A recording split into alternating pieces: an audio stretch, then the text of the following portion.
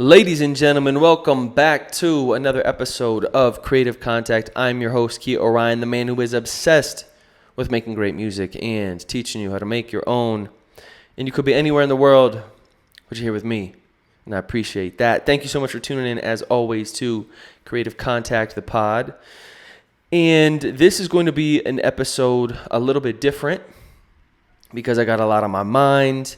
And I've been through a bunch of different, I feel like I was died and born and back again over the last week or two since we've kept in touch over the pod. So I wanted to come talk to you guys today about a life update, a couple things I want to talk about. Last few weeks, what I'm up to next in terms of the kind of immediate future, next few months, and then kind of the next step in terms of maybe post-immediate future. And then I want to come talk to you guys a little bit about love. And in typical Kia fashion, this is going to go all over the place. But I figure that you're here for a reason. And that's to get some gems, hopefully, on life. If I can find any that people have dropped on me and relay them to you. Or maybe there's just some nice knowledge and knowing and watching me kind of stumble through this journey that you might be able to glean from. So hopefully you don't have to make the same mistakes that I did. So let's take things from the top. If you're tuning in on video, you notice that my surroundings are a little bit different. I'm back in Colombia. I'm back in Medellin. No longer living with mom and dad, although that was a great chapter. Being home is always so fascinating. There's this quote that I love. A friend told it to me out here recently. It was like, as soon as you think you're enlightened, like go spend a week with your family or something like that, like along those lines. Like there's nothing quite like spending time with family to bring up all of those insecurities and boyish or girlish sort of ideas and feelings that we have. Those sorts of, I don't always think are the best versions of ourselves. I don't think I'm always the best version of myself around my family. This last month, looking back on it with mom and dad, I always have a blast with mom and dad. Shout out mom and dad. But I think especially because I went home so soon after my ayahuasca experience, I was like very emotionally raw, which is good because I think that's a good place to be. But I felt bad. I felt like I was becoming like the emotional like therapist for the family or something like that, where like every time you're like, oh, fucking Kia's coming, we got to have a emotional conversation now. Like I couldn't just like chill out and just like talk about football. And they're like, can we just like talk about the game for 1 second? It doesn't have to always be emotional. It doesn't always have to be about life and purpose and next steps and intentions and all that sort of stuff. Just I'm on my best self-help shit. So that's stuff that I think about a lot. I spend a lot of time on, and as you all know, if you've tuned in, you know, that's something that's very important to me. But I also think there's something, those folks too, where it's like, I feel like it's the friend who's just discovered crypto or Bitcoin, who it's like, it's all they can talk about. Every time you see them, like, can we talk about something other than crypto for a second? Like, I know it's the future, but like, I'm also just interested in talking about, like, did you see any cute girls this weekend? Like, it's just like something other than whatever you're obsessed about. And so I think for me, a big piece of this, a huge learning piece, every time I'm home, I spend more time with my family, and especially my mom when she'll come and travel with me, because we'll spend, weeks on end kind of just together one-on-one, is this idea that, especially at this point in my mom's life, where I feel like she's kind of wrapping up this chapter of her career, and she's about to head out on her next adventure for herself, spiritually, emotionally, etc., that I have all these ideas that I want to give her. I have all these things I want to talk to her about. And I have a lot of resources I want to provide her, different things. And I realize that it can often come off as the same way when someone like first switches to becoming a vegan, and then it's like they want to tell you about it and try to convert you to it because it's like, oh, it's working so good. My skin's cleared up. It's healed all my GI problems. I've got more energy, et cetera, et cetera. It's better for the planet. Like, the people. Whenever they find something, it's like that thing, and then they almost like feel like they've always got to convert you or pitch you on it. And I feel like I've kind of become that guy, unfortunately, for my parents, my family in general, but especially, with my mom. And so really trying to be conscious about that.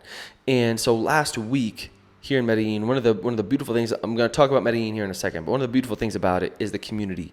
There's a really rad, conscious plant medicine, kind of yogi, hippie, expat community. And the same guy who led my ayahuasca retreat leads these monthly meetups. And if you're into just spirituality and plant medicine and all these sorts of things, you can come and talk about your experience with it. Or even if you don't have experience with it, you can just come if you're just kind of in that sort of headspace and want to talk about spirituality and connect with other like-minded folks. And it was interesting listening to other people's perspectives at that meeting. And I realized myself how so much of this journey for me will be having this journey strictly for me and doing this podcast, so that if you are out there listening or watching and something that I say resonates with you, that's rad. But that for me, the facilitator, when I was talking about this stuff with my mom, he said, Kia, the only person's journey that you can, what did he say? He dropped some gems on me. He said, the only journey that you're on is for yourself, or something like that, which really resonated with me. And it was pretty much this idea that you can't change other people as much as we would like to, as much as often we feel like our problems stem from other people. The only person you really have control over is yourself. And so to focus on your journey, be the best version of you as possible, and then those other pieces will fall into place. And if you provide a really good energy and are a good spirit, then other people will, as they encounter you, will then come to you, hopefully, and say, hey, do you have any advice for me? Or can you recommend me some resources, rather than it being the other way around, which I find myself sometimes kind of feeling like a little bit of like I'm almost pitching it or trying to like sell it too hard for like my mom, because I want her to live the best life possible. I'm like, Mom, I want you to do X, Y, and Z. And I think for her, sometimes it feels like I'm trying to change her. And that, I think, is a really important distinction, is about having your journey for yourself, your own enlightenment, your own path to consciousness that's different than everybody else's. And even though you might be discovering these things that are amazing, that it's really up to everyone to have their own journey, and that they have to want to have their own journey. And it's almost like with fitness, weight loss, anything like that, people have to want it for themselves. And that's the real key. Addiction, anything, people have to want it for themselves. And yes, I think you can provide a support for that, so that when people are ready, you're like, boom, I got you. This is what I recommend, X, Y, and Z. But really, for me, something I'm continually working on, struggling with, is really letting people be themselves. That I have a very strong sense of the way that I like to live, and that works for me, but that is unique to everybody.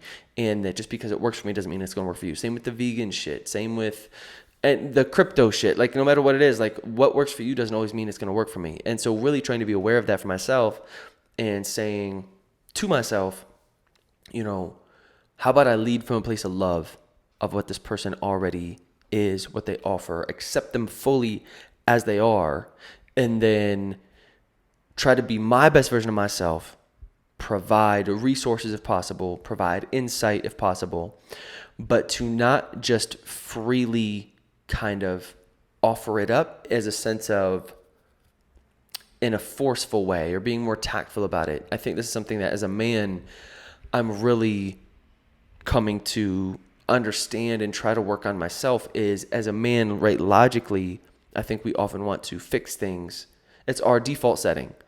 So I have a lot of female friends, girlfriends that are, let me phrase, women friends who will come to me with problems or talk about stuff, whether it's dating or business or life, whatever it is. And so often I want to jump in there and with my spiritual wrench and hammer and start trying to tweak things. Have you thought of this? Have you thought of that? X, Y, and Z.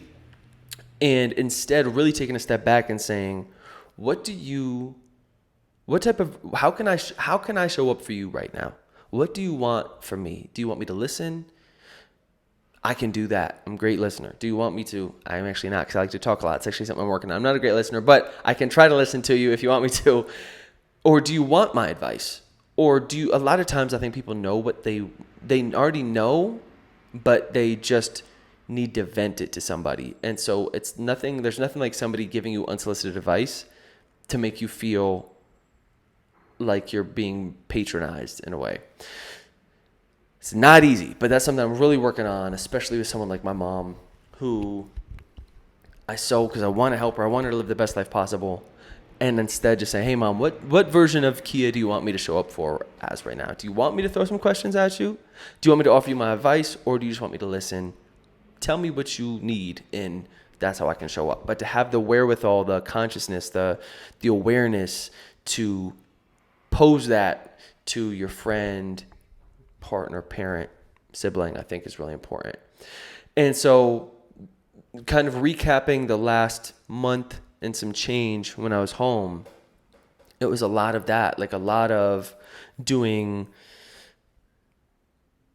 self-work around my parents in terms of I often fall into old bad habits or patterns of feelings about things that are almost always non-existent and only in my head, but that because that setting of being home, I almost like revert back to that version of myself. And it takes like a special amount of awareness to kind of like have those moments and like talk myself down.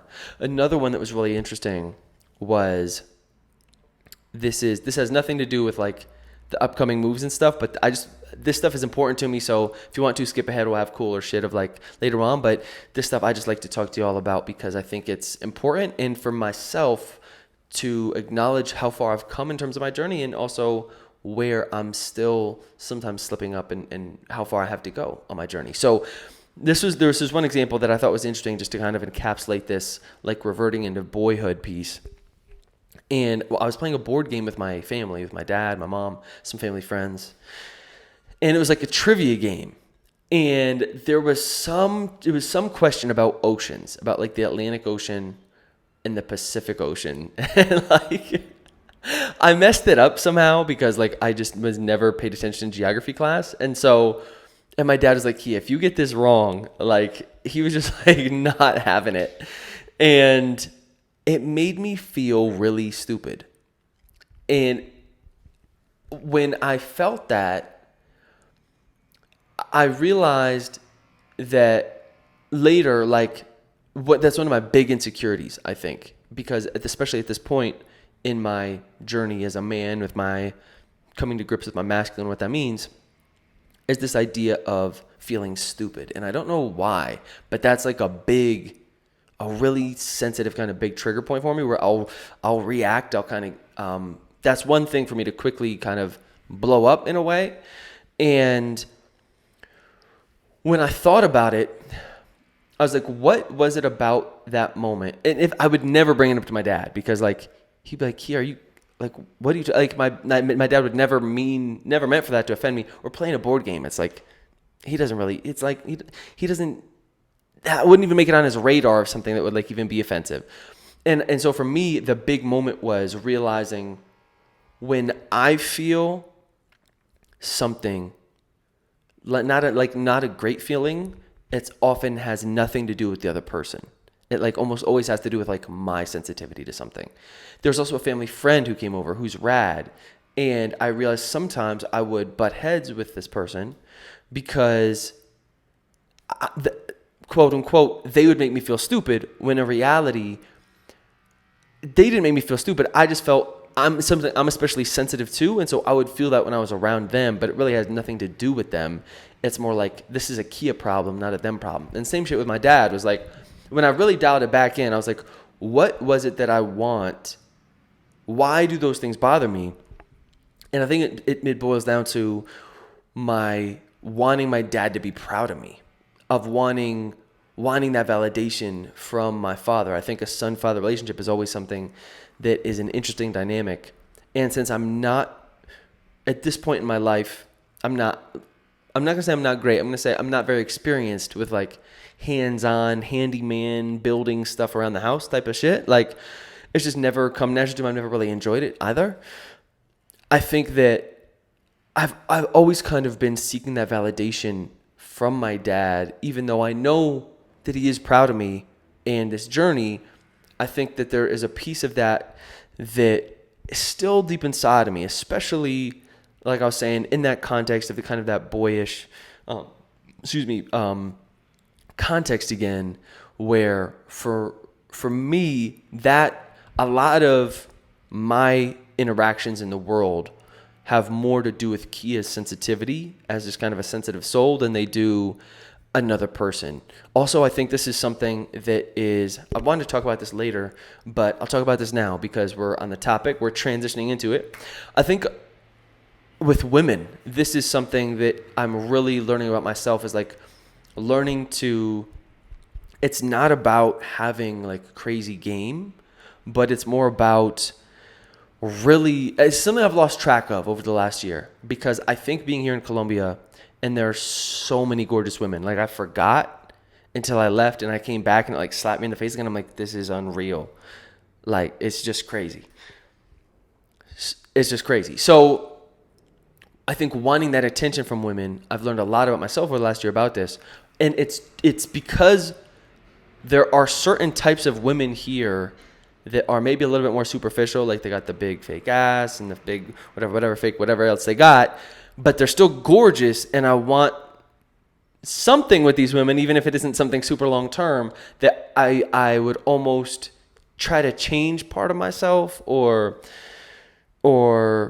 just show a different flavor of myself. And that's why I was into like this whole idea about game and trying to like step that up and figure that out, rather than what I think really works. What's really brought me back down to earth on this is actually a book I'm reading right now. It's called Models by Mark Manson. He's the one who wrote Subtle Art of Not Giving a Fuck. And it's really helped me come back to myself and my approach with women, which in the past, and has always been for a long time, but I've just lost track of it being down here. I think maybe insecurity or something, I kind of lost that sense of self, so kind of got away from me, was like if you double down on who you are, then that natural process selection kind of happens for you. Is it's not about like trying to mold yourself into like something with more game to get women. It's more like, how do you really figure out who the fuck you are and what you're into and double down on that, and then you'll attract that energy to you. And that, for me, it's like so simple and so plain to think about, but it's been, coming back to that has been really big. And to that point, I went on a date recently, and it was one of the best dates I think I've ever been on. And it was really interesting. It was the first date in a long time when I didn't have kind of ulterior sexual motives playing in the background, like, how do it's just like, I just had a blast with her in the moment. That wasn't even on my mind, and before I knew it, the night was gone, and I was like, okay, peace. Like, the sex wasn't even like, hey, listen, it's still key. If it had happened, that's cool, but that wasn't the primary motivation, which I find so often is when I don't have that super deep connection with somebody. The sex is so much more, Kia Gems. The sex is so much more of a motivation. For me, it's almost a direct, what's that? It's an inverse relationship. The importance of sex with a person is, we'll say, for me, right now I'm rocking with a woman. For me, sex with a woman is so much more alluring, like almost like the less of a connection I have with them, which sounds weird, but let me explain. It's almost like the less of like demographics shit that we connect on, and I don't mean that in terms of like me being a white guy from the States. That's not what I'm talking about. I'm talking about like common interests, like, I hate to say vibe, but like your overall vibe, like what you're about, where's your head at, like this sort of shit. That I think, for me, that's like an inverse, completely inverse relationship, where the less that we have, it's almost like the more I'm trying to like get you to bed, compared to, in this other example, the more of just like a blast we have. Like, still hopefully I'm physically attracted to, but I'm not nearly as interested or like stressing that, because it's so much more fun to just to hang. And so there was also a friend that I saw when I was in New York, and we kicked it, and it was really cool just hanging out with her. if you're watching this, you know who you are. And just like when you connect with somebody on like another level, for me, it's almost like it removes that almost like urgency for anything sexual, which has been really a fascinating play for myself, thinking about how many women here in Colombia I've had dates with or been out with, whatever, and because we were so like thin sliced with our demographics, like wanting something physical was almost like such an important driver for those hangouts. I was like, I could put up with a shitty date for 3 hours just to maybe get laid. That I was like, I just don't know if that's the right approach. Like, I mean, I'm still a very fallible man, so I'm sure this is not going to be the last time I'll have this revelation, and continue to hang with like people that are so much like bad people. I was talking to my buddy Vlad about this the other day. Shout out Vlad one time. I don't even think he has like social media to even see these podcasts, but if you've heard me talk about podcasts, he's my Tyler Durden. He's my Brad Pitt in my Fight Club. If I'm Edward Norton in Fight Club, he's my Brad Pitt. And how he'll like show me these girls on Instagram and be like, he's like, I wanna hang with her, but she's a bad person. And I'm like, I feel your pain, dude. Like, it's crazy how maybe that comes from, I don't know where that comes from. If that comes from like a place of like not enough self-worth, or that like, that's almost just an interesting thought experiment, is how bad of a person are you willing to tolerate in order to sleep with them? It's just funny. It's just funny to me. Because it's like kind of so shallow, but it's also so true at the same time. And so needless to say, a lot of my recent, not epiphanies, right? These are not things you've heard me. These are not new. These are not things you've heard me talk. This is not the first time you've heard me talk about them. But they are things that continue to crop up, and I continue to learn from them, and they continue to slap me around, and I fall away and come back to them. Is when it comes to things like my own personal journey around insecurity, how much that comes from myself and not necessarily other people. I might feel it around other people, might be triggered, but that comes from a place from Kia. And then also around women as well, like how the best experiences I have are more when I'm very honest and vulnerable and like straight up Kia, and rather than trying to like have game or anything like that. I think there's this kind of very toxic, it's not toxic masculinity, or maybe it is, but it's like this kind of toxic culture around dating that I encounter a lot in the States. I mean, out here too, but it's not like I have a ton of Colombian friends, so I can't generalize the way I can in the States, coming from just knowing gringos. It's almost like an us versus them. It's almost like guys. It's like guys. Like if you're a high value male, like how do you make sure she's like not out to get you? It's like signs that she's like out to try to, I don't know. It's like this, it's this weird kind of like, it like game is the right word for it, but it's like, there's this weird kind of like undertone of like trying to fuck somebody over in a weird way, or not get fucked over by them. And I think that it's this mindset a lot of men have around women that I see and that I encounter. And sorry for that loud sound, by the way. I hope you're willing to rock with me. Welcome to Colombia. Is this idea of kind of somebody who is just like people. Everybody always has an ulterior motive, and I think for me, just like trying to go into relationships more with an open heart and say like, innocent until proven guilty type shit. Like rather than thinking down here in Colombia, it's especially pertinent because of the very intense power, economic, racial dynamic, I think, between myself as a white man and Colombian women,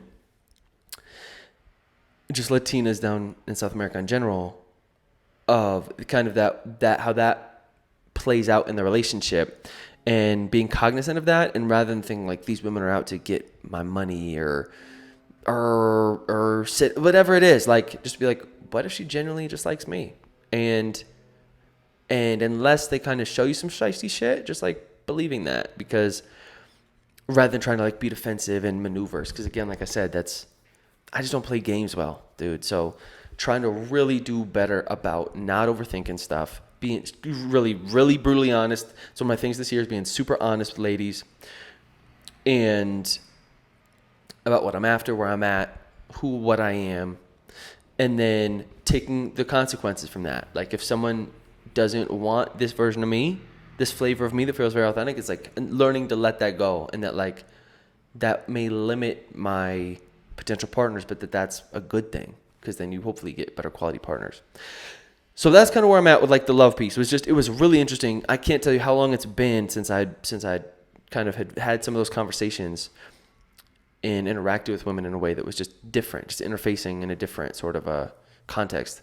And then I wanted to give you all an update on where I'm at, what I'm up to, what's next.